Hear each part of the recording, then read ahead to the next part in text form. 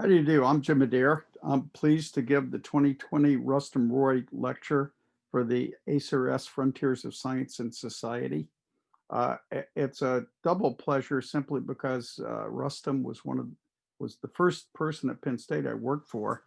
I ran the NSFIU CRC as the director for Rustum. The particular materials we're working on were called chemically bonded ceramics. These would be advanced cements and things of that nature, and I learned a great deal. He was dynamic, innovative, bold, a true leader of material science from the 1960s through the 1990s.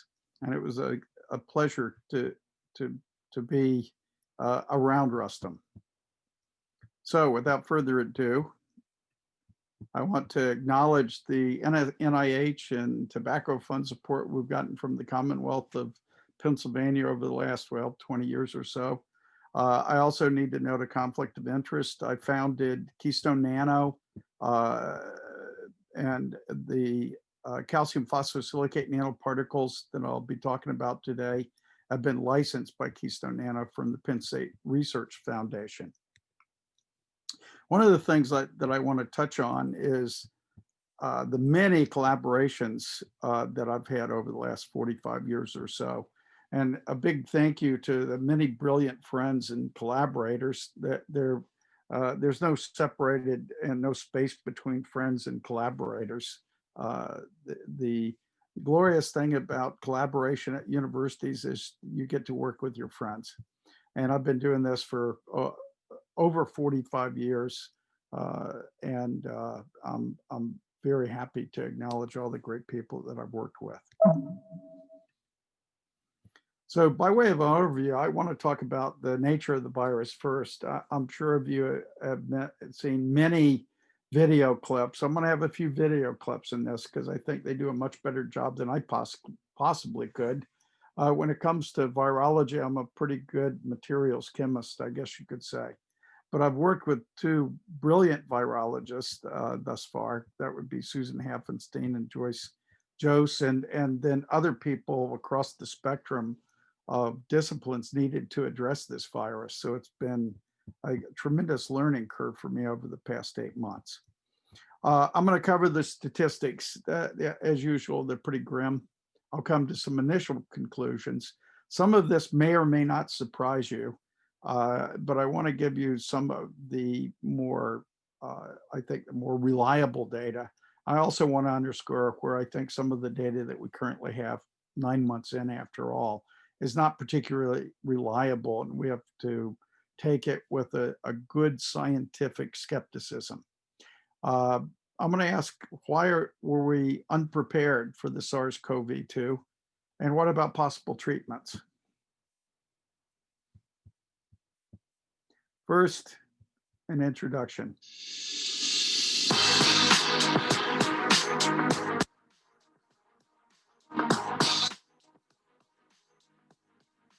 This is SARS-CoV-2.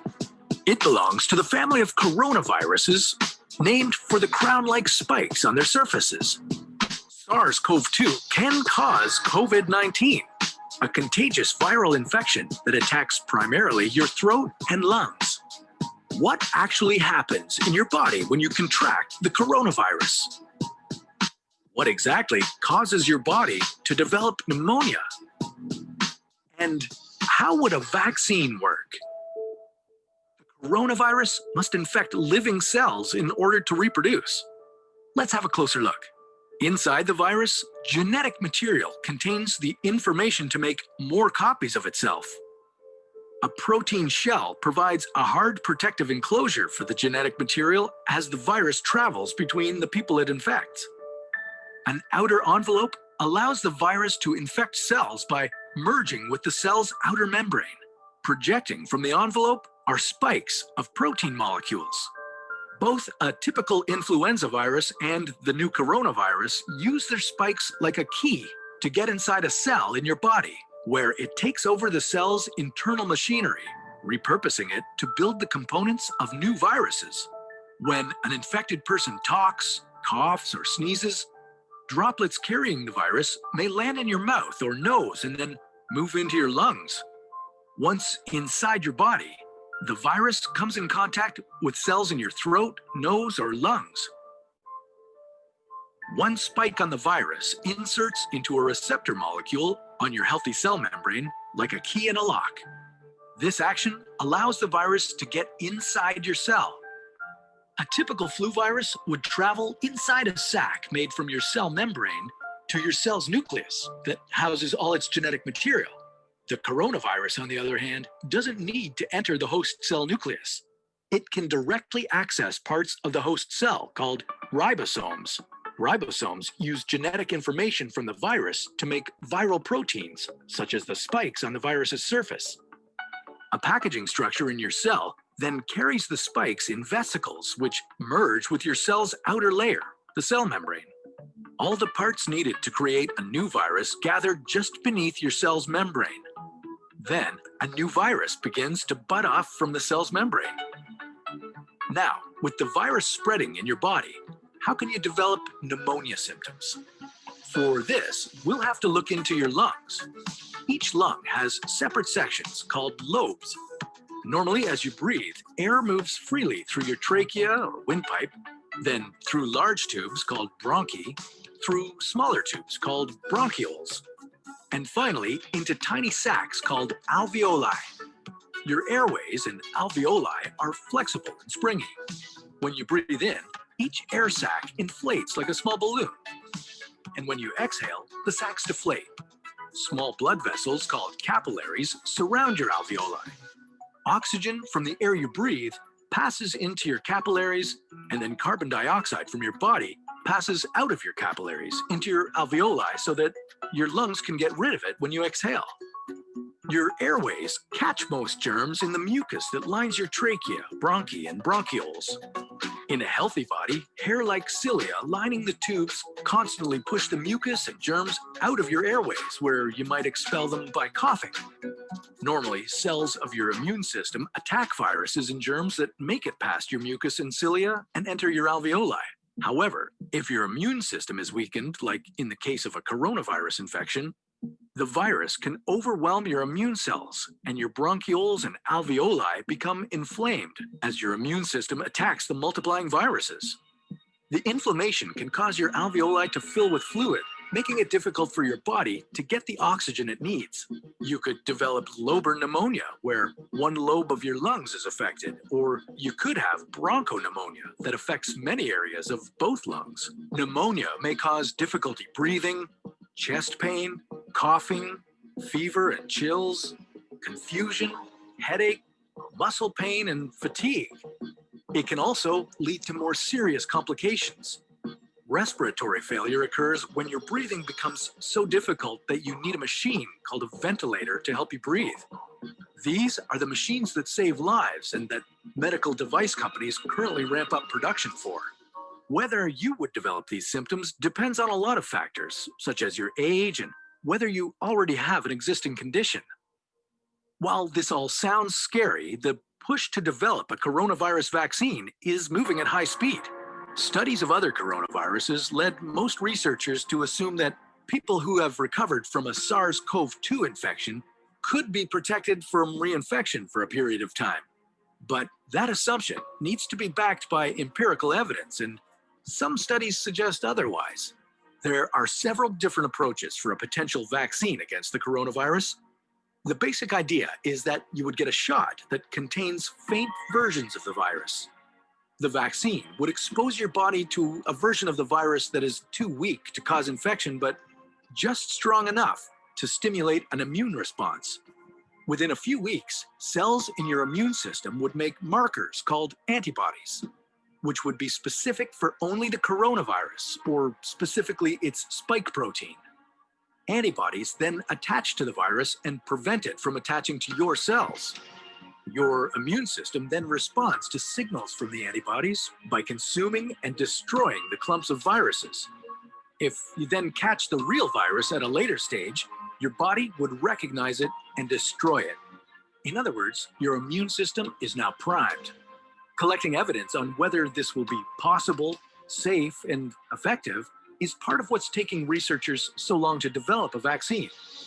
It's a race against time to develop a vaccine amid a pandemic.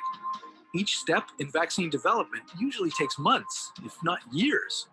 An Ebola vaccine broke records by being ready in 5 years. The hope here is to develop one for the new coronavirus in a record-breaking 12 to 18 months. While all of this will take time, stay home if you can to protect the most vulnerable. And don't forget to wash your hands for at least 20 seconds and as often as possible. This video was a collaboration between Nucleus Medical Media and the What If channel, where we usually dive into hypothetical scenarios about the human body, humanity, our planet, and the cosmos. Check out our channel by visiting the link in the description below. Okay, great video. I hope you got a lot of information out of it. Let's look at the statistics that we're dealing with to date. This data was collected today on the Johns Hopkins website. It's quite good. It's been active since some of the earliest weeks of the pandemic, at least in the United States, and it keeps up to date. The worldwide deaths are about 1.12 million, 40.9 million cases. So we're going to compare these and normalize these to the human population worldwide. Infection rate is cases divided by the number of people in the worldwide population.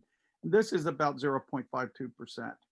Now, when I say cases, I have an asterisk here because the 10 to 14 days that the COVID-19 patients can go without detection, without obvious symptoms, and they're often mild and non-existent symptoms in many patients, means that this measured number is likely a low number. It's egregious cases that manifest definitive symptoms. I'm not sure we'll ever know how many people have symptoms and have COVID-19, and how many people don't have symptoms but have COVID-19. We'll find out maybe in the future, but not this year, I don't believe. When it comes to the death rate relative to the infection rate, this is about 2.8%, but the death rate relative to the worldwide population is about 0.014%. Let's look at the United States. The United States, as of this afternoon, has had about 250 deaths, about 961 million deaths.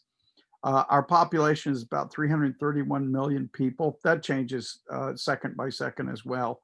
It's continued to increase, I might add. So the US infection rate, again, you should be skeptical of the case number. Divided by the population is about 2.5%. And you'll recall this is roughly 5 times that of the world, but it's a little deceptive because most of these cases come from tests. I can't recall, and I'm 68 years old, I can't recall any virus that we've done direct testing on to any large degree. And we've done a large degree of testing here in the United States. Heck, I've been tested twice, both negative, by the way. So when we look at the US death rate relative to the case numbers, it's about 2.7%. I think this is a coincidence because I don't trust the case numbers. You saw worldwide, this was 2.8%. You could think of this as the overt COVID-19 patients with overt symptoms percentage. Death rate relative to US population is 221,000 divided by the population, that's 0.67%, which is a bit higher than the 0.014% we saw for the worldwide cases. The number of dubious cases here also kind of underscore the fact that this is a whole new virus. We're starting to figure out disease progression. I came across a paper this morning that was actually published August 3rd online. I do searches every morning, and it showed that the care for the extreme crisis state cases has improved rather dramatically over the course of the 5 or 6 months of that particular clinical trial. So let's turn to the US. 6 month in US cases. This is October 17, 2020. When we look at this as a function of age group, we see that greater than or equal to 65, an age of 65, covers about 7.3% of total US cases. Above 50%, above 50, an age of 50 is 35.5%. So this would be from 50 through 85 plus. When we get to the numbers for people below 49, it's about 64.5%. So the clear majority of cases is below 49. We're going to see that this regime has a low mortality rate, whereas above 50, it's a much higher mortality rate. And in fact, if you're greater than or equal to 65, this accounts for almost 80% of the total deaths in the United States. In fact, the average death is still hovering around high 70s, low 80s in age.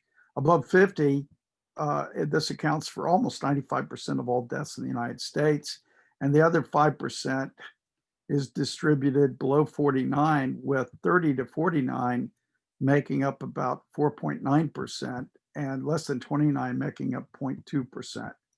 This is not to poo-poo any deaths due to this disease, because with proper vaccines and treatments, we wouldn't have these kinds of death rates or these kinds of case rates. We're caught full of back, as we say, when you sail and the wind changes abruptly and you lose all your wind. Predominant number of cases is below 29 or 49, whereas for death, almost 95% are for ages 50 and over.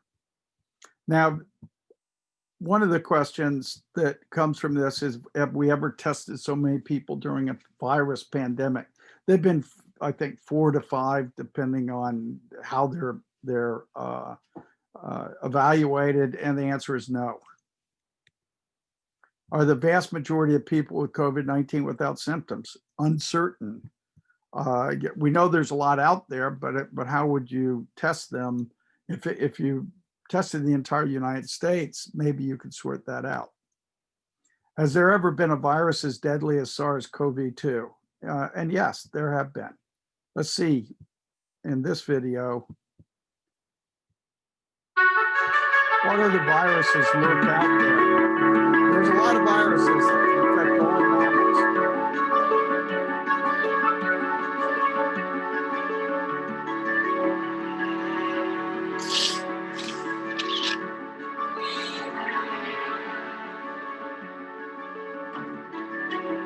They are ancient, they are deadly, and they are found everywhere, killing millions of people every year.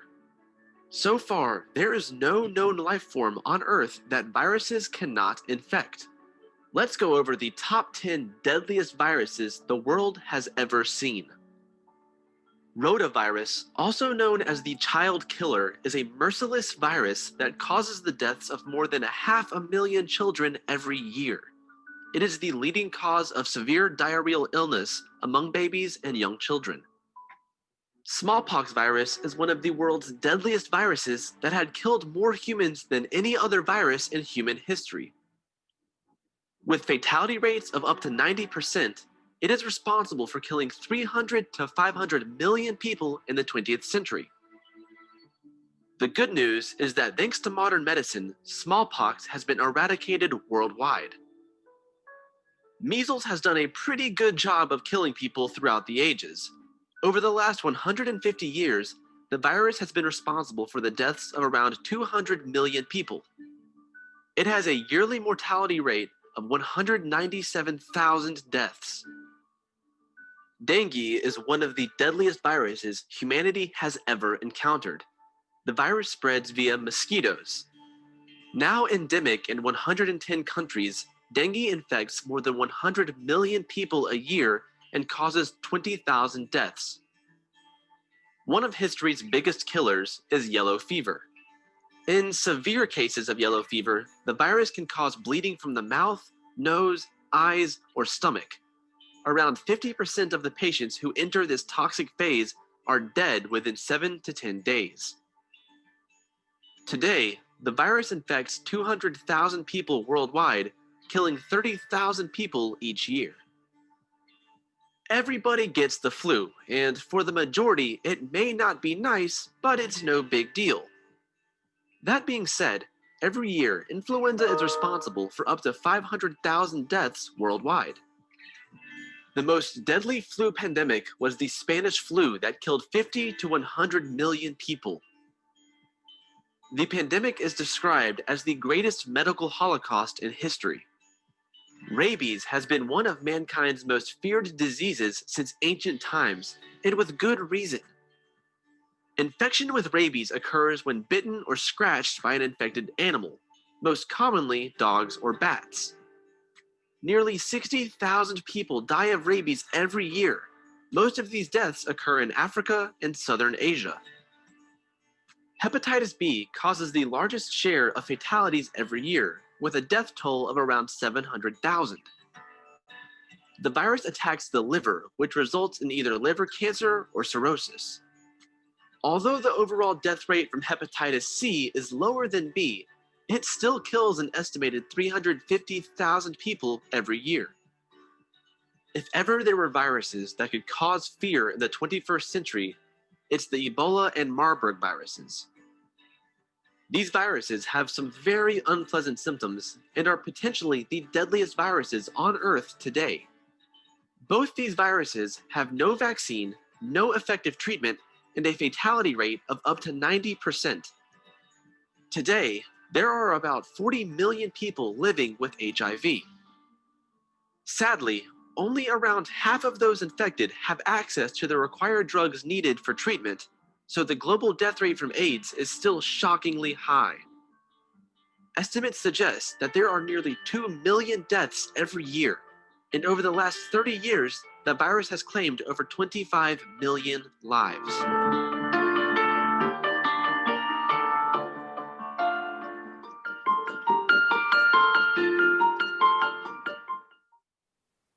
So 15 million deaths worldwide from viral attack.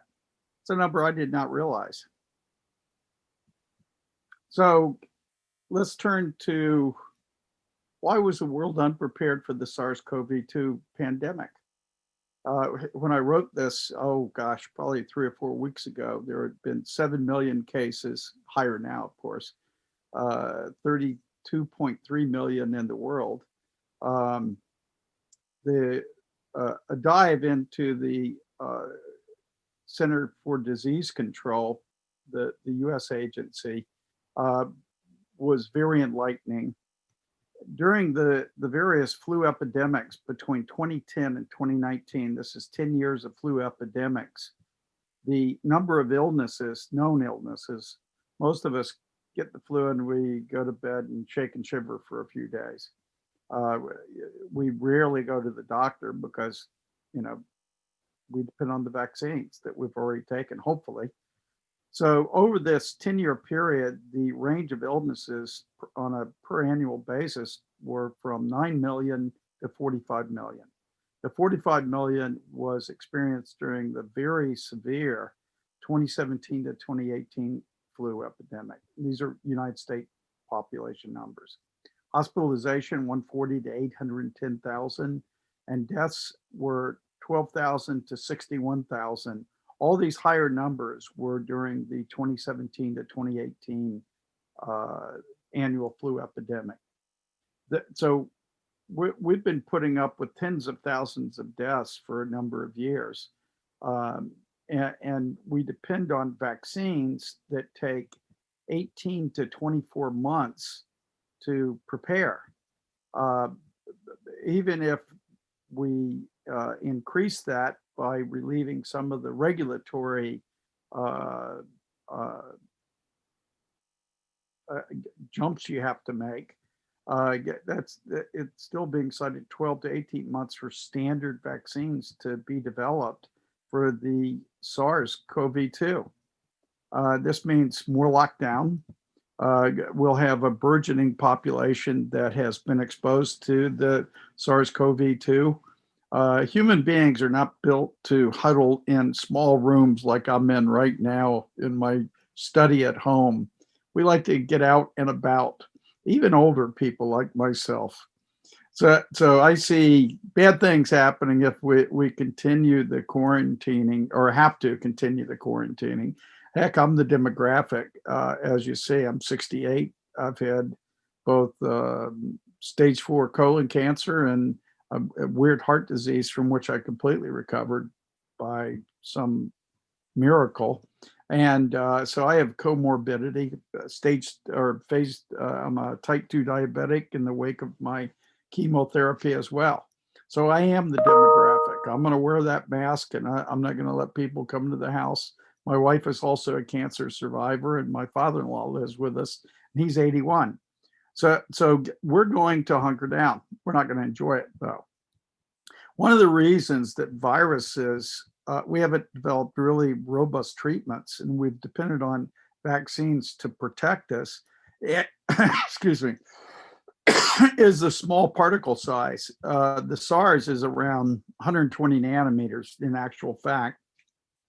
And the phagocytes, those important giant cells you saw in the first video, don't recognize particles less than about 300 nanometers.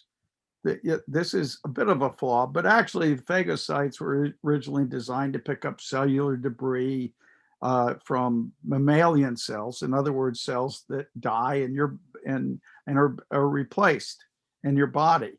And those have things called blebs, more on these later. But the phagocytosis is a key way to get rid of the free virus before it infects cells. Influenza viruses have a glycoprotein surface molecule called hemagglutinin that not only gives phagocyte recognition avoidance, because these same similar proteins are on the surface of many mammalian cells, but also promotes into the endocytosis you saw into the cell membranes via those membrane pits that open up and capture the virus. And viruses don't generally respond to bacterial antibiotics. These are designed to degrade the walls of the bacteria, and they just simply don't seem to work by and large, even though there's several small molecules out there that will no doubt be more thoroughly tested once this huge crisis is over. So where do we go from here? Well, isn't it about time we develop better diagnostics and treatments for respiratory and other viruses so we're not caught flat-footed? We're still running somewhere between 15 and 20 positive, false positives for patients. That's not good. So I submit to you, absolutely, yes. Way past time. And I would even add, hell yes. So what kind of treatments? Well, at Penn State, we invented a small amorphous calcium phosphosilicate. It began around 2003, and it continues, but it depends on what kind of drugs we encapsulate. But it's a nice platform kind of thing, and it is a ceramic material by most definitions of ceramic. So you present this to the medical folks, and they go, no way. Vaccines are all organic, mostly proteins, and they require 18 to 24 months to develop. You can't possibly make a drug like this in really less time. Well, it turns out with ceramics, we can. So the particle that we developed, the platform particle, is an amorphous calcium phosphosilicate. Early on, we found out that if we add about 10% substituted silicate for the phosphate in our reverse micelle process, which everyone said we couldn't scale up, which we have scaled up. The silicate stabilizes the amorphous form of calcium phosphate. I didn't expect that. I can't make a silicate substituting for phosphate anything but a reverse micelle approach. But in any case, it's turned out to be a very nimble way. Particles are typically 10 nanometer now. This would be 10,000 particles across 100 micron human hair. So they're about a tenth the size, slightly less than a tenth the diameter of the coronavirus. We can put active pharmaceutical ingredients and imaging agents in these. And a big thing in cancer is early detection, as I'll show you. We also have a nice stable surface that we can bioconjugate rather easily. I'm particularly proud of this particular formulation because it's the first that we have developed for metastatic cancer, something that these nanoparticles at 10 nanometers should be quite nimble at nailing. My wife called this, when she took this picture, this is triple negative breast cancer. Supposedly there's no receptor that you can target, but that anti-CD71 we showed you can target. And a biochemist earlier showed that before we first worked with this antigen in 2010, that it would target the metastatic triple negative breast cancer. So what you're seeing here, the blue are healthy bone cells, not underneath the cancer, of course. The nutrients have been sucked out of the intercellular fluid by the cancer residing. So underneath this cancer would be bone cells. But I believe our particles are also osteogenic. They can regrow healthy bone cells as well. Where you're seeing the red, the yellow, and the green, it is just massive cell death everywhere for the metastatic breast cancer. The colonies are literally just falling apart. You've got single cells that have the red, that's the rhodamine that's on the in our particles. They're blossoming within the cells and delivering a novel chemotherapeutic that's killing the cells. And the yellow is where you have strong mixtures of red and green interacting. So you're seeing cell death absolutely everywhere. We have a manuscript going in the next couple of weeks on this. This is something that Gail Matters and myself and a number of other collaborators have been working on for quite a while. It was just recently approved at the National Institute of Health, Cancer Institute, Nanotechnology Characterization Lab for preclinical evaluation. This will move us within sniffing distance of FDA innovative new drug proposal and application. And we hope to be able to use these particles not only for treatment, but also for early detection of human pancreatic cancer. There is no state-of-the-art in general for early detection, much less combination of treatment and early detection. And this could be a nice breakthrough for this terrible disease. So in March, there was a call for DoD support for therapeutics around the SARS. Everyone was calling it COVID-19. That's actual human disease. The SARS-CoV-2 is the virus that causes the COVID. We had a number of us more strongly or more loosely connected, and we gathered via Zoom, multiple Zoom meetings and brainstorming. I guess it probably went over 2 or 3 days, 2 to 3 hours each day. And out of this came a strategy, not just a proposal strategy, an actual strategy to take down this virus. So let me introduce people beyond me. Susan Haffenstein is a brilliant structural biologist with profound expertise in cryo-TEM. The cryo-TEM can be used to actually visualize the viruses, and she can do tomographic reconstructions down to, I think she's at 3.5 angstrom resolution, which is breathtaking. That's single atom, close to single atom resolution. And she's continuing to improve that. And she can reconstruct these proteins on the surface of the virus, and from their structure identify the nature of the protein, like the spike protein, for example, that you've heard so much of. Scott Halstead is in pediatric pulmonology.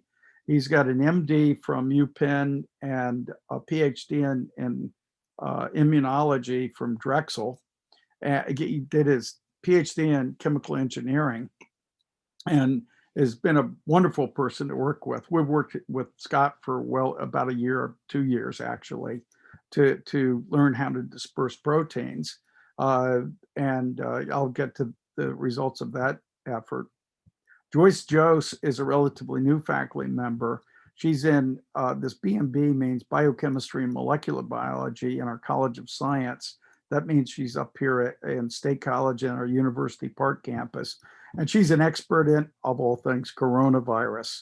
And she's a BSL-3 lab specialist. Our whole group is. They're one of the few people who have gone through the training. Of course, she walked in with it because she's been an expert at coronavirus for quite some time. To actually have not living, we don't call virus living, but to have the SARS-CoV-2 that's viable for full infection but can be handled properly in this BSL-3 lab. I can't come within sniffing distance. I'm only rated for BSL-2. So I work with much less pathogenic small things. Deb Kelly, for lack of a better way to describe her, is a structural protein chemist. What Susan does with viruses, Deb Kelly does with cryo-TEM to determine protein structures, how they bind, where they bind, sorry for that, and so on. And then Gail Matters has been a collaborator in biochemistry and molecular biology in our College of Medicine at Hershey, PA. We worked with her for 15 years. Brilliant individual when it comes to the metabolism and almost all things mammalian cells. And we've been working with her on cancer cells and healthy cells, like I said, for 15 years in our oncology developments. So you see, I've added a couple new things: biology, virology, and pulmonology in this new collaborative team. Now, some of the things that have come out, and this is a report that came out, I want to say in maybe March or April, about the coronavirus in general. They share a lot of their genetic matter, but there are features that unique to the deadly viruses in the spike protein. So if you're going to target the spike protein with something like an aptamer, single-strand DNA, like we do with pancreatic cancer, this might be an interesting place to do it. And then there's features unique to in deadly viruses to the nucleocapsid. And in particular, what you can't see in here, but you'll see in the next slide or two, the N protein, the nucleocapsid protein that protects the RNA that's bound on the inside of this virus. So we put together this team. We've been working slowly because our labs, Penn State also came out with a call for innovative proposals that would have been in beginning of March. And we wound up working on several, but one in particular with Scott Halstead, Deb Kelly, and Gail Matters. I'll share that with you. So here's a cutaway version of the coronavirus. A lot of people apparently use turquoise. I rendered this. I bought the basic model, then did all the color rendering myself. Turquoise is one of my least favorite colors, so I put it on the spike protein. This is the RNA with the nucleocapsid protein over the surface of it. According to Deb, this nucleocapsid protein from generation to generation seems to be preserved. And by that we mean, or conserved. It doesn't show many mutations. Spike protein can and does, so this will be a generational thing.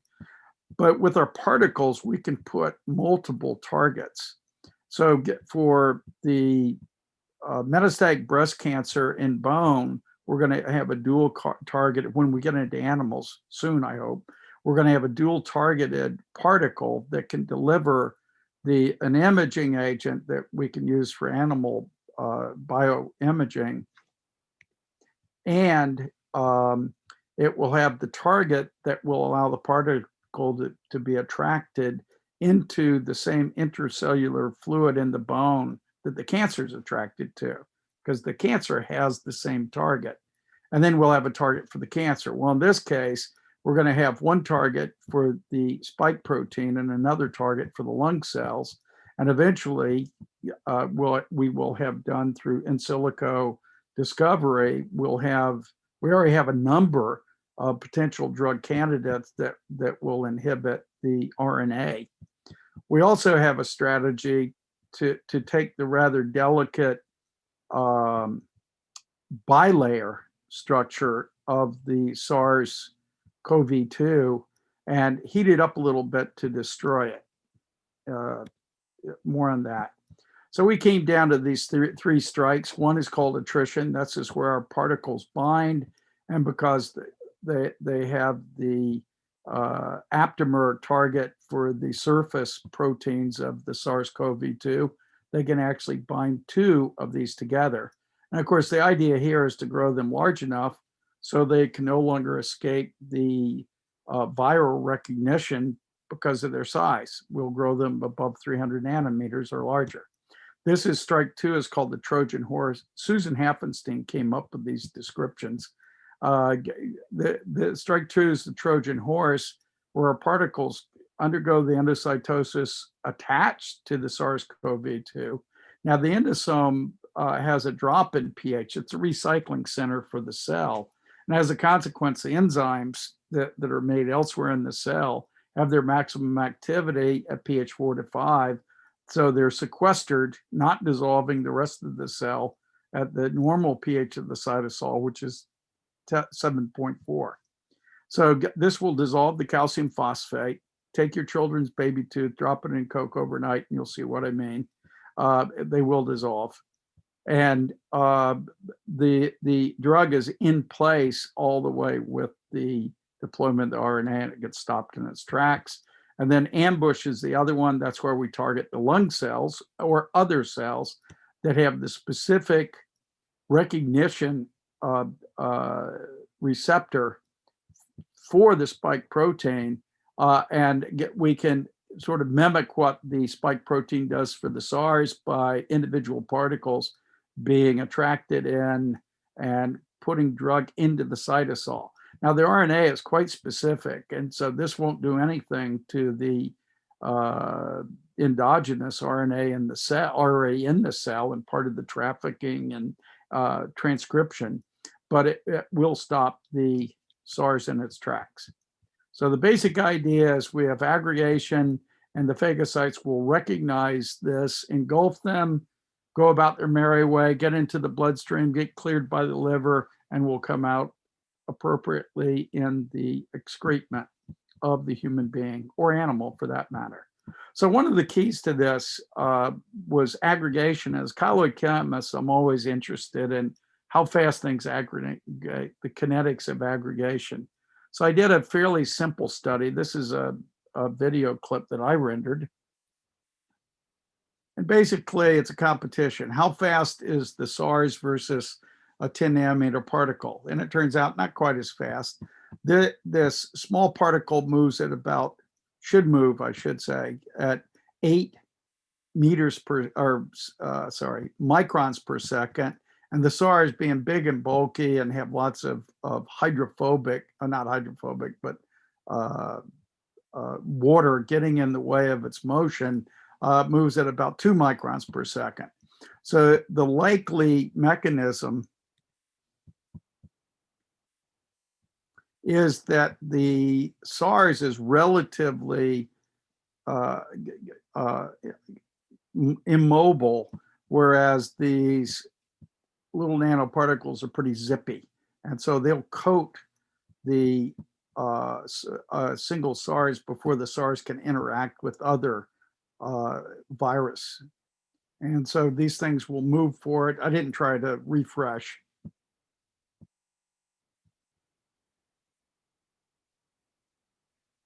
So the other virus will come into the picture. Now I'm backing away, and they will slowly come together. But now they have enough of the nanoparticle flocculating agent that you could easily get to. Well, you can get over 300 nanometers with just 3 particles. 2 won't quite get you there, but might still have recognition by the phagocytes. And sure enough, in our very first attempt, quite frankly, it's tough working in the BSL-3, but Joyce and her team did a great job. The percent viability 60 minutes after we introduced 8.3 billion nanoparticles per ml to 100,000 10 to the 5 virus per ml dropped to 25%.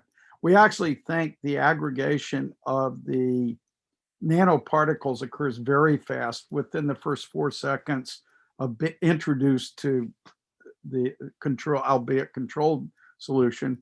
But that will lead to good things in the human body as well, because your lungs are not filled with fluid as a rule. When that happens, you would have pneumonia and other bad things happening to your lungs. They're filled with air and CO2 coming out and gases.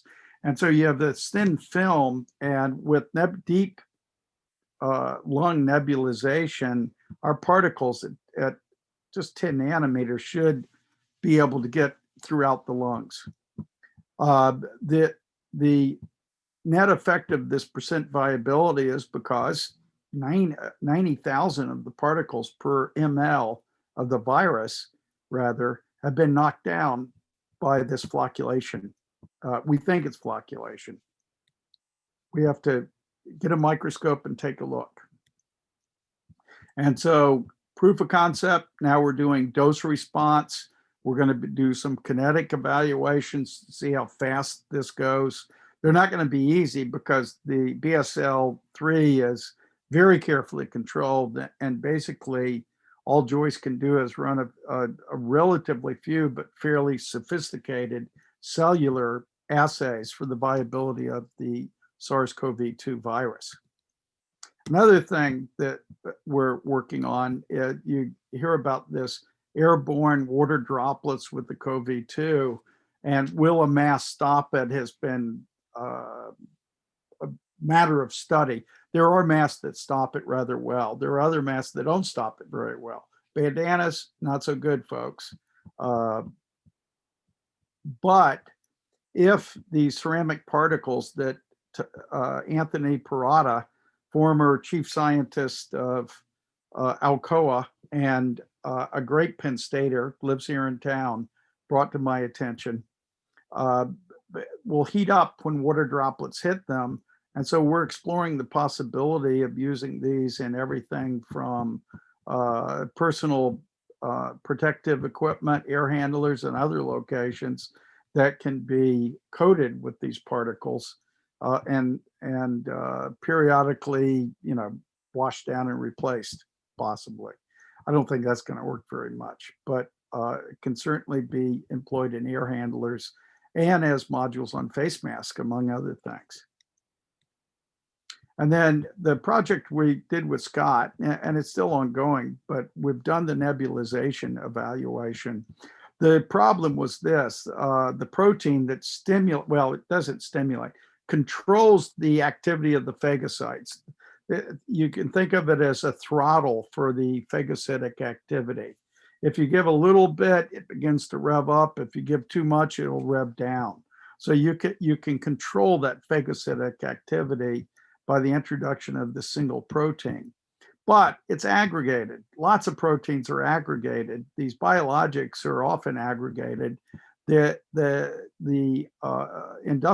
pharmaceutical community adds sugars and things of that nature. And that's what you're seeing down here with our Brookhaven Omni. Very beautiful design. We also have a microtract that's very good as well. But this is less than 1 nanometer. These are really fine molecules that we can see. We're seeing down to 1 angstrom here, which is amazing with this light scattering system. Most of the proteins are all up here. They're huge by my standards, hundreds of nanometers. and they're not going to be very effective. This is after nebulization. The surfactants they add usually will, when you nebulize, you're making a very large number of very fine droplets. As a consequence, the surfactant leaves the protein, which is making it stable in solution, and goes to that air liquid interface, and the protein then can aggregate during the nebulization, and you're back to square zero. With the particular dispersant that that we developed, not only can you nebulize, you always worry about these surfactants because they do dissolve cell walls, but this surfactant has no cytotoxicity. It's a quite different surfactant. And as a consequence, we literally are getting the primary protein size. And between the SARS-CoV-2 and the protein work we've done, I now have 2 model nanocolloids that I can do a bunch of stuff with. So I'm happy in that regard. So let's look at summary and conclusion, and a few conclusions. So SARS-CoV-2 has killed way too many people. We've got to be better prepared for these pandemics, and the technology now exists. The number of US cases at 8.7 million and more than 40 million are, quite frankly, they're a relatively low number compared to some of the other viruses that we continue to live with, but they're way too many as it is. There's been huge improvement in supply chains, not only for PPE, but also treatment protocols that have been dramatically improved. In fact, I just came across this paper. It's a United Kingdom study where they looked at critical care mortality over time in England, and they've seen a rather dramatic improvement because now the pulmonologists and the other caregivers, the pulmonologist nurses, God love all nurses, now know how to treat these victims better than they did at the beginning when nothing was known. The SARS-CoV-2 pandemic has been met really with unprecedented literal deployment of scientists and engineers across all kinds of disciplines to address new innovative diagnoses, treatments, and vaccines for the SARS-CoV-2. Current expectations are that the science and medical care arising from the SARS-CoV-2 over the next, let's say, year will translate to diagnosis, treatment, and novel vaccine development for many of the viruses that have plagued humankind and mammals for literally hundreds to thousands of millennia. There's a mummy in the Egyptology Museum at the University of Pennsylvania that has a leg shorter by 6 to 10 inches than the other leg. Foot's intact. So what's that do to polio? 4,000 or 5,000 years ago, polio was probably of epidemic levels. The mummies, of course, were associated with the aristocracy in ancient Egypt. The normal people, the worker bees, would have not been part of the pyramids. So let's turn to vaccine strategy. We heard earlier that even with relaxation of every hurdle, I don't like hurdles when I refer to the FDA because it's not so much hurdles, it's actual good compliance. They're there for the safety of the patient. But the regulatory bureaucracy, if you will, 12 to 18 months. Oh, that's not suitable. I don't know about you folks. I'm getting a little tired of wearing the mask and hovering at home. So let's look at... Scientists at the National Institutes of Health are working to create a vaccine for the new coronavirus that originated in China. But they're not starting from scratch. They're employing an approach called vaccine rapid response platforms. It involves high-tech methods that have the potential to shave years off of development time. Ideally, they'd offer protection while an epidemic was still spreading, instead of years later. Within weeks of the world learning about the Wuhan outbreak, Chinese scientists uploaded the novel coronavirus's genetic sequence to a public database that allowed teams around the world to start designing a vaccine. Traditional methods require an actual sample of the virus. Typically, scientists inactivate a virus using special chemicals before it's put into a vaccine. When the inactivated or weakened virus is injected into the body, the immune system recognizes it as a foreign invader or an antigen. Vaccines use antigens to prime the body to protect against a particular virus. But vaccines developed with rapid response platforms work differently. Rather than directly injecting antigens into the body, these types of vaccines typically send instructions to cells in the body. It gets the cells to produce antigen proteins that are specific to the virus it's designed to defeat. These instructions are in the form of RNA or DNA, the molecules that contain the code for building proteins. Scientists say this process cuts down on development time because they don't have to grow the whole virus. Plus, once scientists identify and create the instructions for one virus, they can tweak those instructions to make a vaccine for a similar virus. So think of the backbone as a set player, and the new virus sequence of our target, like from the new coronavirus, that sequence that we design in, think of it as a new cassette tape. So you can just slot it in. You can slot in new virus antigens. Melanie Saville is the director of vaccine research and development at the Coalition for Epidemic Preparedness. CEPI is a global partnership that was launched at Davos in 2017. We were actually formed specifically to look at this type of situation. In this situation, the emergence of a new coronavirus, CEPI is funding several teams from around the world that Saville says are each independently working from the platform model. The sort of technologies that we are looking at, but some of which are really quite pioneering, can really move very quickly. 3 of the candidates are in a category called nucleic acid vaccines. One of those candidates is Moderna, which is working with the NIH. They're developing a vaccine on a platform that uses a part of the virus's genetic code called messenger RNA, or mRNA. So again, unlike the conventional approach, with mRNA vaccine platforms, it's our own body's cells, rather than lab techs, that produce the antigen proteins that are like the ones made by the coronavirus. Your immune system then will be stimulated and develop antibodies to the virus so that when you see it again, it can immediately recognize the virus and prevent you from becoming sick. More and more people are becoming sick from the novel coronavirus. As the race for a viable vaccine continues, public health officials don't know how bad the situation will be by the time they hope to have a vaccine ready for widespread distribution. Normally, vaccines will take years to get into the clinic. So the sort of technologies that we are looking at can really move very quickly. So an example of that is getting from identifying the sequence of the virus to developing the vaccine, doing all of the preclinical testing, manufacturing, and getting into the clinic in 16 weeks. So around 4 months. During the 2003 SARS outbreak, that process took 20 months. Experts say if one of the 4 teams CEPI is funding is successful, it would be a watershed moment for human health. These are very promising candidates, but they're still quite early days.